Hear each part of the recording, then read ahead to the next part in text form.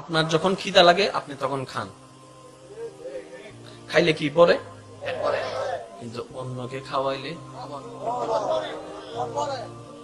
আপনি চা খাচ্ছেন কোন একটা দোকানে, হঠাৎ দূর থেকে দেখলেন একটা ছোট্ট বাচ্চা এক কোনায় দাঁড়িয়ে দোকানের দিকে, আপেলের দিকে, কলার দিকে, বনের দিকে তাকায় আছে। আপনি চা চুমুক দিতে দিতে হঠাৎ দিকে তার দিকে নজর গেল, আপনার মন বললো যে হয়তো সে ক্ষুধার্ত কিন্তু টাকা নাই। আপনি তাকে ডাকলেন, বাবা এদিকে আসো। আসলো, আসার পরে কি খিদা লাগছে?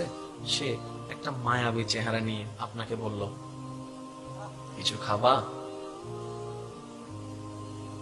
তোমার মা আছে, এক মানুষের বাসায় কাজ করে। তোমার বাবা, আমার বাবা তোমাদেরকে ছেড়ে চলে গেছে, কেউ নাই, মাটা আছে আর কেউ নেই, কিছু খাবা? এখন আপনি, আপনার পকেটে মাত্র ছিল 20টা টাকা, আপনি সে টাকা দিয়ে একটা চা খাচ্ছেন, বাকি অল্প টাকা দিয়ে আপনি একটা কলা কিনলেন, একটা বন কিনলেন। খুব খেয়াল করবেন, একটা কলা একটা বন কিনে আপনি নিলেন, নেওয়ার পরে তার হাতে দিলেন। তার হাতে দেওয়ার সাথে সাথে তার হাসিটা একটু দেখেন তো।